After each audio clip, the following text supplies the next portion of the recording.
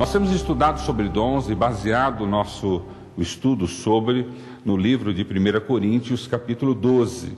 Então, se você olhar lá em 1 Coríntios, capítulo 12, está toda a nossa revelação, a revelação de Deus, na verdade, para todos nós, sobre o que estamos estudando e compreendendo sobre dons. Então, 1 Coríntios, capítulo 12, todo o capítulo 12, ele vai tratar com seriedade, como tem tratado e tem revelado a nós aqui, de uma forma profética. Nós temos apresentado a vocês esse estudo esclarecedor sobre os dons de Deus e como os dons se aplicam, ou por que nós temos dons, ou de onde vêm os dons, ou qual a finalidade dos dons. Então, tudo isso nós já temos discutido com vocês e já temos colocado. Como vocês sabem, o autor do livro de 1 Coríntios é o mesmo autor do livro de 2 Coríntios, tá bom? Então, quem escreveu o primeiro, escreveu o segundo. Mas, na verdade, ele também escreveu um outro livro e muitos outros livros, mas o outro livro que ele escreveu foi o livro de Romanos. O apóstolo Paulo, quando ele tratou sobre dons, parece que com uma propriedade assim maior, específica, ele lida com esse assunto em 1 Coríntios, capítulo 12, mas ele trata do mesmo assunto em Romanos. E interessante, claro que Paulo não escreveu capítulo 1, capítulo 2, isso veio ser colocado posteriormente, na época de Paulo, as coisas não eram divididas assim, mas quem dividiu a Bíblia em capítulos e em versículos, coincidentemente, você vai ver que em Romanos nós vamos encontrar também no capítulo 12 sobre os dons. Não é interessante isso? Paulo não planejou isso, Paulo não falou, olha, eu vou dividir em capítulos e versículos, porque na época de Paulo não tinha capítulo nem versículo, a Bíblia era escrita, era uma carta na verdade, Isso foi colocado posteriormente. Mas o mesmo autor de 1 Coríntios, é o autor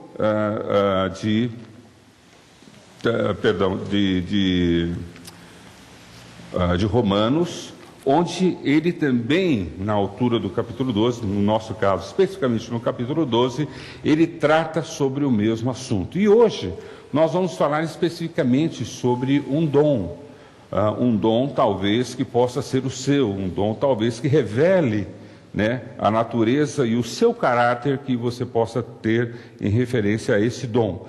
Lembre-se sempre, há diferentes dons, há diferentes manifestações, há diferentes atuações, há diferentes ministérios, mas o Deus é o único. E a finalidade de cada dom não é para que nós venhamos a brilhar e sermos estrelinhas de Jesus, mas na verdade é para que nós venhamos a servir, a ter alegria no serviço do Senhor, nos edificando e nos capacitando para abençoar o mundo e ser um instrumento de Deus no mundo. Na verdade, os dons não são categorias de castas especiais. Eu não sou um ser melhor por ter esse tipo de dom ou aquele tipo de dons.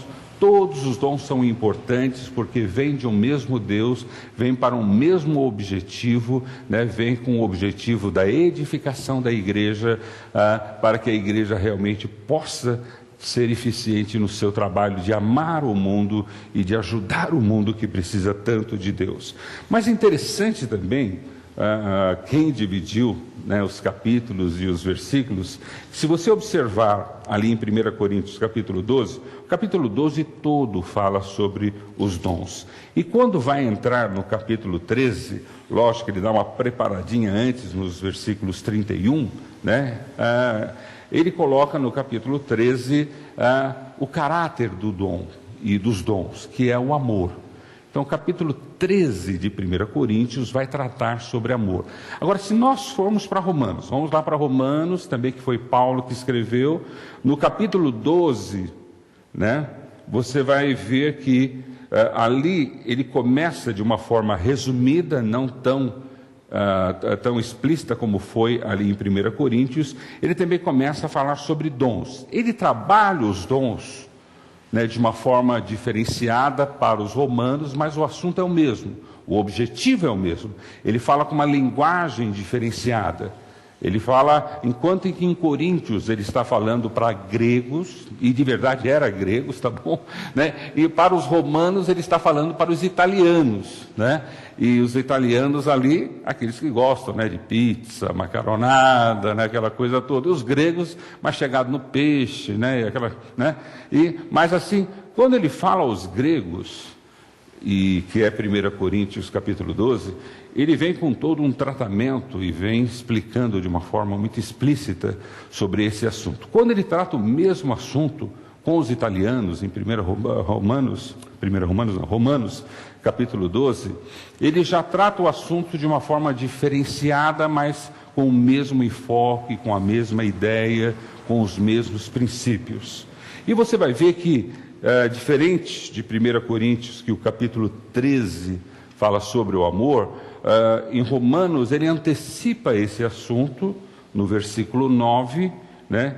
E a partir do versículo 9 de Romanos 12, ele fala sobre o amor. O amor deve ser sincero. E aí ele vai fazer esse tratamento de amor como ele fez lá em 1 Coríntios 13. Acho que a essa altura você já está um pouco confuso, não tem problema, né? Não tem problema, isso é normal, isso é natural, eu também fico confuso, né? Mas assim, você vai ver que no versículo 9 de Romanos 12, ele fala sobre amor também. No versículo 8, ele traz, né, o apontamento, mas a partir do versículo 9, ele fala sobre o amor. O que eu quero dizer é o seguinte: o mesmo autor, para dois contextos diferentes, duas cartas diferentes, a carta de Coríntios e a carta de Romanos. Ele trata o mesmo assunto com as duas igrejas, a igreja de Roma e a igreja de Corinto. Interessante e curiosamente, ele em Corinto, quando se dividiram em capítulos, né? Então no capítulo 12 é tratado sobre os dons. Interessante, curiosamente, também em Romanos é no capítulo 12 que é tratado sobre os dons. E só que de uma forma diferenciada, numa linguagem diferenciada. Tudo tem o mesmo enfoque, a mesma importância, mas a forma em que ele trata com os romanos é um pouco diferente como ele trata esse mesmo assunto com os coríntios. Mas é a mesma ideia, os mesmos princípios. E interessante que ele termina esse assunto, tanto em Corinto, né, para a igreja de Corinto, como para a igreja em Roma, ele termina em referência a esse caráter do amor, né? O amor, ele deve ser o fator motivador dos nossos dons e das nossas ações. Então veja, quando eu expresso o meu dom, quando o meu dom é revelado, quando o meu dom é trabalhado, quando eu exercito o meu dom, né, o meu caráter de amor deve estar presente. O meu caráter de amor deve ser o fator que motiva a minha ação e a minha direção. Foi o que nós vimos sobre Deus. Na primeira mensagem, quando nós falamos sobre, né, João capítulo 3, versículo 16, nós vimos ali que o caráter do amor de Deus levou ele a doar Jesus Cristo. Então, ali também a palavra dom, deu, dádiva.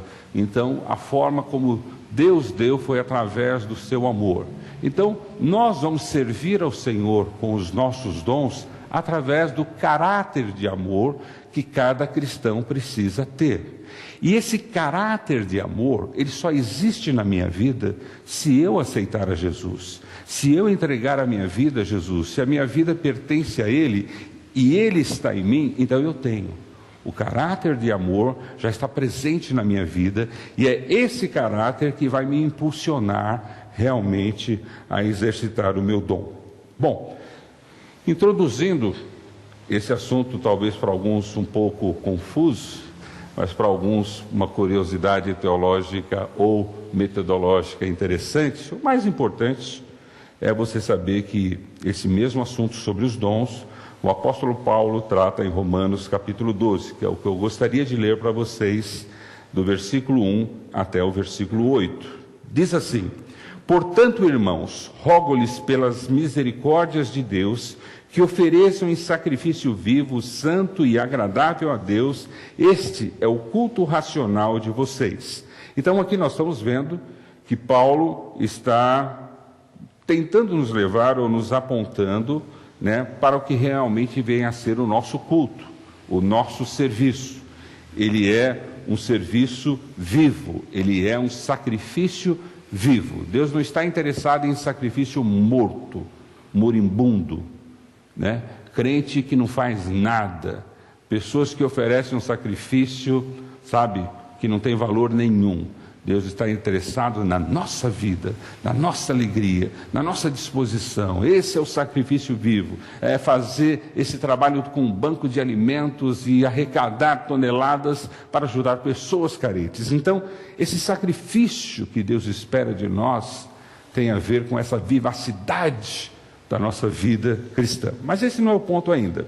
Veja, versículo 2, não se amoldem ao padrão deste mundo, mas transforme-se pela renovação da sua mente, para que sejam capazes de experimentar e comprovar a boa, agradável e perfeita vontade de Deus. Eu sempre falo, se um dia eu ficar um velho gagá, é melhor Deus me levar. Porque, e olha, não precisa ser um velho gagá, pode ser um jovem gagá. Se você um dia ficar um jovem gagá, meu, está fora, não tem nada a ver.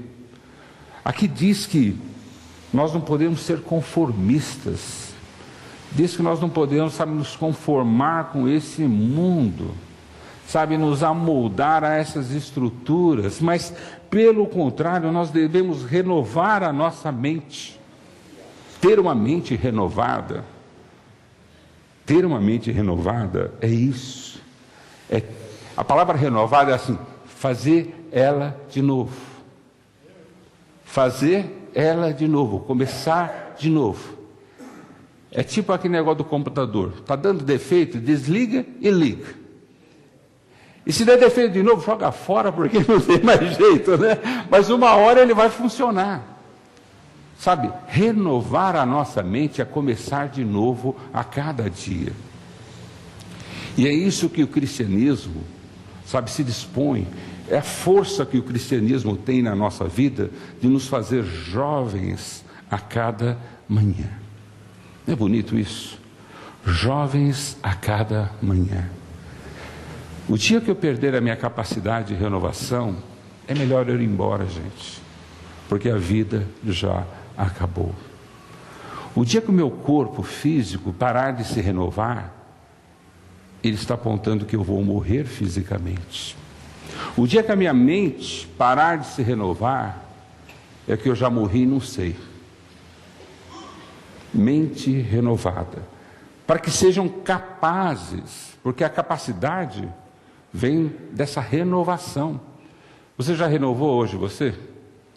Hoje já fizeram uns negócios meio absurdos comigo, assim, já me renovaram, assim, vou renovar você, vou dar um jeito, né? Vou dar um tapa aqui, um tapa lá, vou dar uma arrumada, pôr uma gravata nova, tal. Quer dizer, é gostoso quando você pode se renovar. É gostoso quando você está pronto a ser renovado. E é isso que Deus quer que nós venhamos a experimentar a cada dia. Mas esse ainda não é o nosso ponto. Vamos continuar.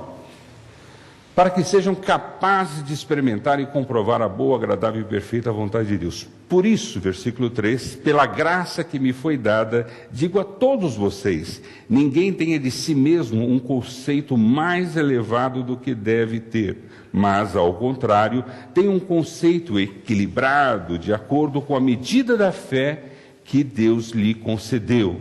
Assim, como cada um de nós tem um corpo e muitos membros, e esses membros não exercem todos a mesma função, assim também em Cristo, nós, que somos muitos, formamos um corpo, e cada membro está ligado a todos os outros.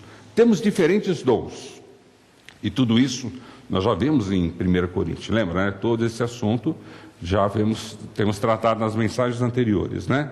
Então, temos, versículo 6, temos diferentes dons, de acordo com a graça que nos foi dada. Se alguém tem o dom de profetizar, use-o na proporção da sua fé. Se o seu dom é servir, sirva. Se é ensinar, ensine. Se é dar ânimo, que assim faça. Se é contribuir, que contribua generosamente. Se é exercer liderança, que exerça com zelo. Se é mostrar misericórdia, que o faça com alegria. E aí o versículo 9, ele vai falar sobre o caráter, o amor dessas coisas todas. Veja que aqui nós temos alguns dons que não tem em 1 Coríntios, e aqui, lá em 1 Coríntios, nós temos alguns dons que não tem aqui. Lógico, Paulo não está preocupado, nem tem a pretensão de escrever todos os dons, porque seria impossível, pela criatividade do nosso Deus, pela habilidade que Ele tem de dar dons e presentes diferenciados a cada um de nós. Mas ele ressalta alguns dons em Romanos, e esses dons que, às vezes, alguns se confirmam ali em 1 Coríntios, alguns se diferenciam. Tem um que se diferencia, e é o que eu gostaria de começar hoje com vocês, que está no versículo 7. Vamos ver lá. Se o seu dom é servir, sirva. Se é ensinar, ensine. Se é dar ânimo, que assim faça. Se é contribuir, que contribua generosamente. E é esse que eu gostaria de falar com vocês. Se é contribuir, que contribua generosamente. Estou começando com um dom mais difícil. Estou começando com um dom talvez mais conflitante. Esse dom é um dom magnífico, porque ele fala de contribuição, mas não fala de qualquer contribuição. Ele fala de contribuição generosa, generosamente. Ele não fala simplesmente de dar, mas a segunda palavra que segue esse dar, esse ofertar, esse contribuir, é a palavra generosa, generosamente. E são essas duas palavras que eu gostaria que vocês entendessem desse dom.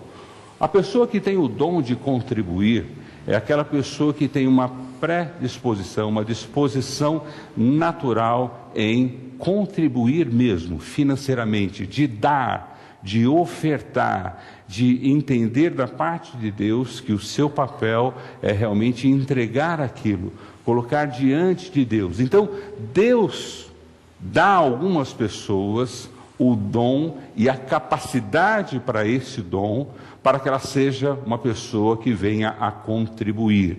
E a contribuição dela é diferente talvez da sua e da minha, porque a contribuição dela, por ser um dom, caminha com a generosidade.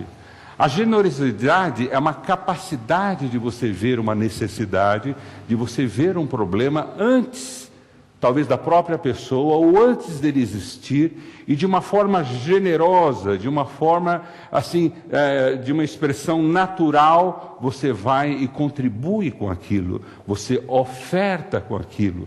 E essa pessoa, ela não tem dúvida. Quando ela tem o dom do contribuir, quando ela tem o dom de contribuir e contribui de uma forma generosa, muitos pastores usam, muitas pessoas pregam sobre esse texto, falando, contribuição generosa é você dar o que você tem, generosa é você dar o que você não tem, então dê tudo para o Senhor. Isso é mentira.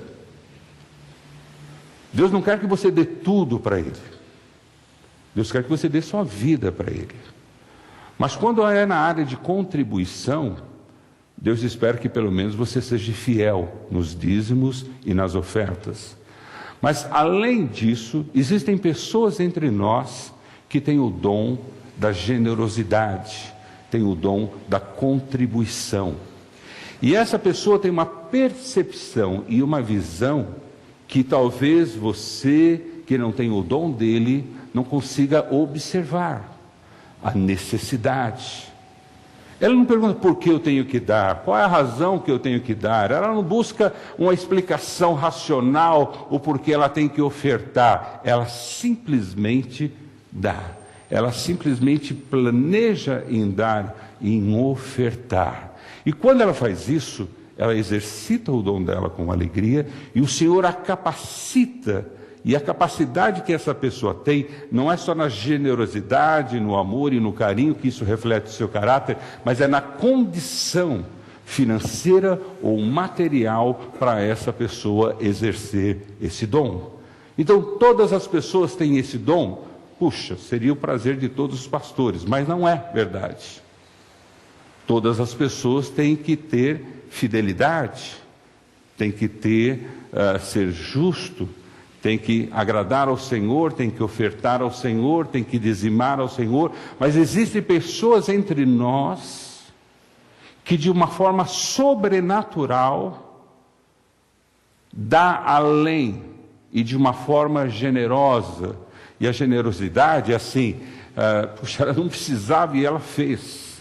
Quando você fala, essa pessoa é generosa, você fala assim, gente, ele não teria que fazer isso, mas ele se dispôs a fazer isso. Puxa, eu não precisava daquilo, mas ele pegou e fez aquilo na minha vida. Então, uma pessoa que tem o dom da contribuição, ela não racionaliza o seu dom, ela não racionaliza a sua atitude, ela não é movida pelo apelo. Interessante isso. Ela não é movida porque o pastor pede, vamos lá, dê. Pelo contrário, se pedir muito, ela não dá. Porque ela gosta de dar de uma forma natural. Ela gosta de dar de uma forma generosa. E existem pessoas entre nós, e principalmente que também nos assiste, que têm esse dom lógico.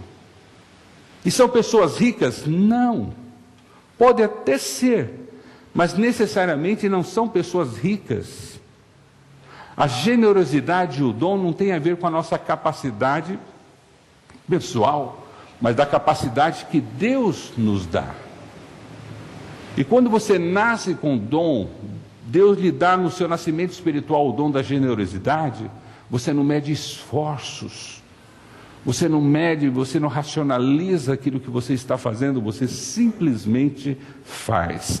Faz por obediência a Deus, faz porque você é uma pessoa generosa, faz porque você sente da parte de Deus, não faz porque as pessoas apelam. E eu conheço pessoas entre nós aqui que têm o dom de ofertar, o dom de contribuir. E essas pessoas não são movidas porque o pastor implora, pede, briga, porque eu nem faço isso. Mas essas pessoas são movidas porque tem um dom de Deus de fazer isso. Às vezes você fala, você não precisa. Não, não é questão de eu não precisar. Eu tenho que fazer isso. Deus me impulsionou a fazer isso e eu vou fazer isso.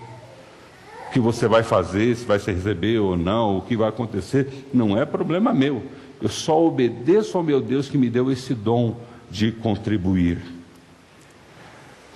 Esse texto, ele é muito mal tratado, muito judiado em algumas situações em que os apelos são feitos de uma forma desgastante. E, na verdade, quando esses apelos financeiros em meios religiosos são mobilizados, as pessoas que menos dão são as pessoas que têm o dom de contribuir. Sabe por quê? Porque ela também tem a capacidade de discernir o que é de Deus e o que não é. Ela discerne. Ela tem essa capacidade de saber se isso é e isso não é. E se ela sentir que não é, ela não dá. Pode fazer apelo, pode pular, virar de cabeça para trás, trazer uma criança toda machucada, um velhinho, falar que está morrendo de fome. Ela sabe se está sendo enganada ou não. Porque é um dom, é uma capacidade de Deus. Agora, ela também tem a habilidade de olhar uma situação e ver uma pessoa bem, aparentemente parece que aquela pessoa não precisa de nada, mas ela sabe que ela precisa. Ela sente no coração que aquela pessoa tem uma necessidade. E ela vai e ajuda aquela pessoa. Ela fica até surpresa, aquela pessoa, puxa, mas eu tenho mais dinheiro que você, eu tenho mais condições que você, e você está fazendo isso por mim? Não me pergunte por quê, não sou eu, é Deus que está fazendo que eu faça isso por você. Conheço pessoas aqui, né? Eu poderia olhar para alguns e falar, você tem esse dom porque você já tem mostrado isso no nosso meio. E é uma delícia porque essas pessoas não são movidas a apelo, não são movidas a apelação. Quando isso ocorre, são as primeiras a não contribuir, a não ofertar. Porque esse dom é um dom espiritual. E se é um dom espiritual, ele vem com discernimento. E discernimento de Deus. Ah, mas quem responde a essas campanhas, esses apelos? Bom, eu não vou julgar ninguém. Algumas pessoas bem intencionadas, algumas pessoas bem motivadas, e umas pessoas que às vezes querem fazer alguma troca com Deus, e não funciona. A gente não negocia com Deus. Ou você dá, ou você dá. Não espera dar e receber alguma coisa em troca. Isso não existe. Não existe.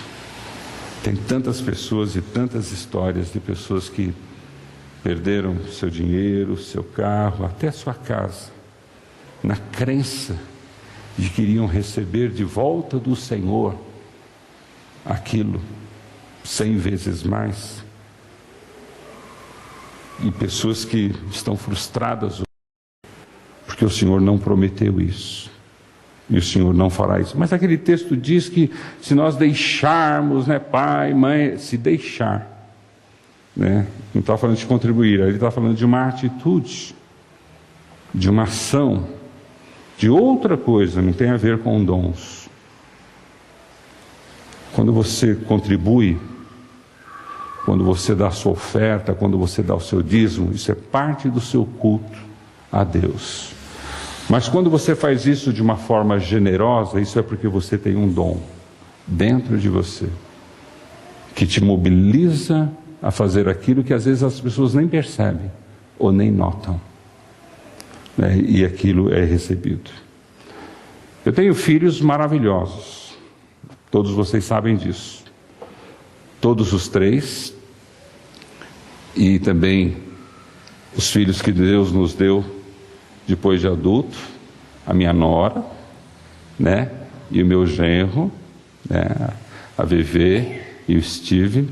Então, na verdade, eu tenho 5 filhos. E todos eles são especiais. Vocês veem isso, não porque eu falo, mas porque você vê que generosamente eles se esforçam e trabalham para o Senhor. Mas eu não vou falar de nenhum que está aqui hoje, para eles não ficarem muito orgulhosos, vaidosos, tal, Vou falar com uma que está longe daqui. Está lá na Inglaterra, Está longe daqui, talvez ela nem vai assistir esse programa na internet. Mas interessante que a Eide, desde criança, identificou que ela tinha esse dom de contribuir. O Diogo não tem, nem a Miriam, nem a Viver. Eles têm o dom de receber, toda hora estão querendo alguma coisa. Por isso que eu nem vou falar deles hoje, porque o dom aqui é contribuir. Mas a Eide, desde pequena, ela tem esse dom. E como toda menina, o sonho dela era ficar rica, ganhar muito dinheiro. Alguém sonha diferente aqui?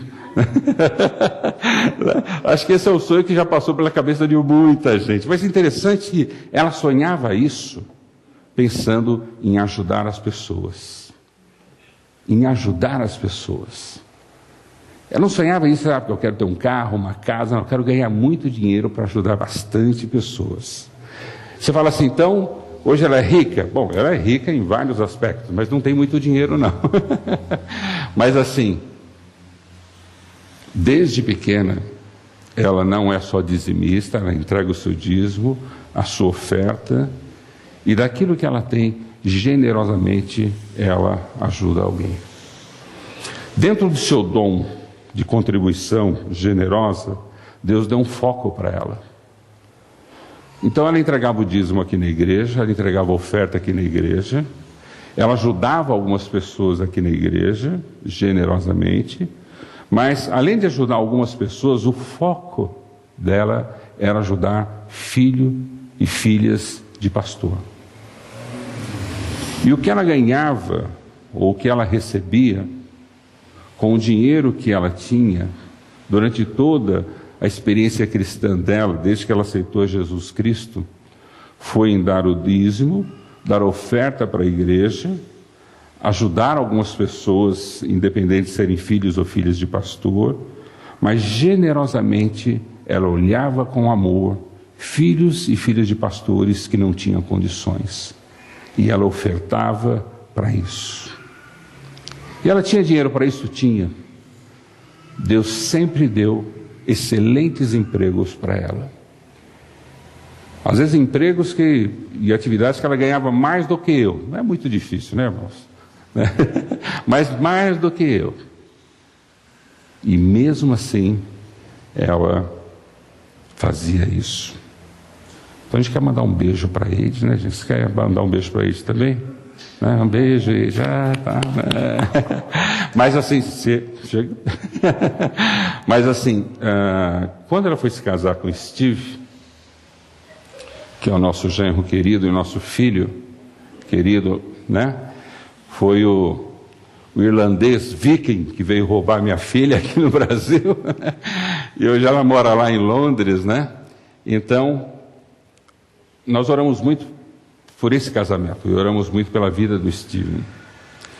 Nós não sabíamos quais eram os dons e talentos que o Steven tinha. Nós sabíamos que ele era um moço cristão, que ele era um moço generoso, é um moço que veio fazer um trabalho missionário aqui no Brasil, veio doar a sua vida. Mas à medida que nós fomos conhecendo o nosso querido filho Steven, nós percebemos que ele também tem esse dom que a Eide tem. E eu acho isso magnífico, porque eles se concordam naquilo que Deus vai fazer na vida financeira deles. E Deus tem abençoado e vai continuar abençoando a vida deles, porque generosamente eles fazem isso. Talvez você vai se descobrindo que o dom que Deus deu a você, e você fala, puxa, tem gente assim, eu sou assim, eu nem sabia que isso era um dom, ou que eu tinha que responder dessa maneira. Essa é a ideia. Eu não quero que todos aqui tenham esse dom de contribuir generosamente, mas eu quero que aqueles que tenham possam se redescobrir aqui, se renovar aqui e se avivar para ser um agente ativo